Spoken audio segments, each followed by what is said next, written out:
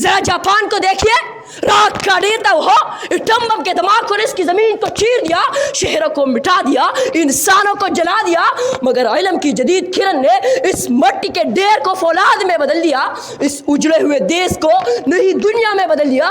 یہ ہے جدیدیت کی طاقت، یہ ہے تعلیم کی کرن۔ کریم اما بعد فاعوذ باللہ من الشیطان الرجیم، بسم اللہ الرحمن الرحیم۔ حیرت ہے کہ تعلیم و ترقی میں ہے پیچھے، حیرت ہے کہ تعلیم و ترقی میں ہے پیچھے، جس قوم کا آغاز ہی اقرا سے ہوا تھا۔ جناب صدر محفل، معزز اساتذہ کرام، مہمانان گرامی اور میرے ہم سفر ساتھیوں، السلام علیکم ورحمۃ اللہ وبرکاتہ۔ آج مجھے جس موضوع پر لب کشائی کا موقع ملا ہے وہ ہے تعلیمی عمل میں جدیدیت وقت کی اشد ضرورت ہے۔ جناب صدر، تعلیم قوموں کی زندگی کا چراغ ہے، تعلیم انسان کی اصل پہچان ہے، یہ کردار بناتی ہے، یہ سوچ جگاتی ہے، یہ خواب دکھاتی ہے اور پھر ان خوابوں کو تعبیر تک لے جاتی ہے۔ مگر سوال یہ ہے جناب صدر، سوال یہ ہے کیا ہماری تعلیم آج کے دور کی رہنما ہے؟ کیا یہ صرف کتابوں کی اوراق تک محدود ہے یا زمانے کی رفتار کے ساتھ چل رہی ہے؟ جناب صدر، تعلیم اگر وقت کے تقاضوں کے مطابق نہ ڈلے تو یہ چراغ تو ہے مگر جلتا نہیں، یہ قافلہ تو ہے مگر منزل تک پہنچتا نہیں۔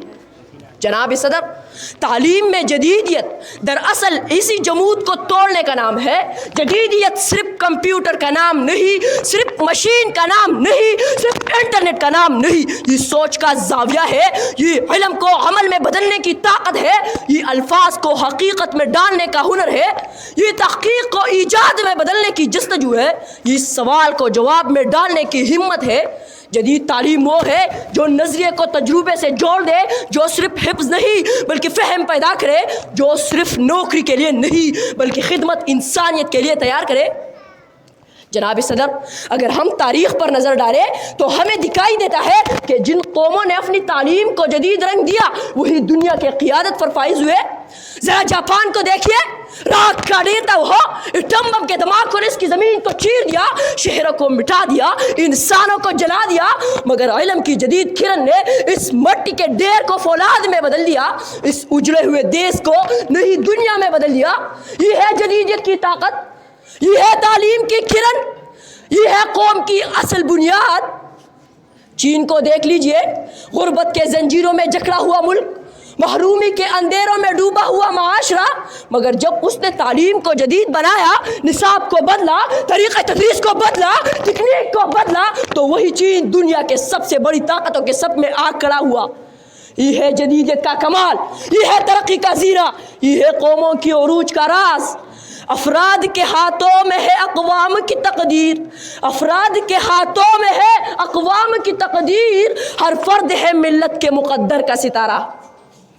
جناب صدر، اگر ہم نے اپنی تعلیم کو جدید تقاضوں سے ہم آہنگ نہ کیا تو آنے والا کل ہمیں معاف نہیں کرے گا، ہمارے بچے ہمیں یاد نہیں کریں گے بلکہ ہمیں کوسیں گے کہ ہم نے ان کے خوابوں کے راستے تنگ کیے۔ وہ پوچھیں گے کہ جب دنیا آگے بڑھ رہی تھی تو تم کیوں رکے رہے، جب علم کا سمندر بہہ رہا تھا تو تم نے پیاسے رہنا کیوں پسند کیا؟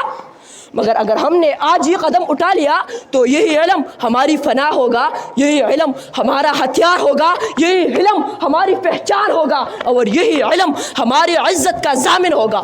اسی لیے تعلیمی عمل میں جدیدیت لانا ہمارا انتخاب نہیں بلکہ اس میں ہماری بقا ہے، یہ خواہش نہیں بلکہ ضرورت ہے اور اشد ضرورت ہے، کیونکہ تعلیم کا مطلب صرف پڑھنا نہیں بلکہ جینا سکھانا ہے، یہ قلم سے نکل کر کردار میں اترنے کا نام ہے، یہ علم کو عمل میں بدلنے کی طاقت ہے، یہ الفاظ کو حقیقت میں ڈالنے کا ہنر ہے۔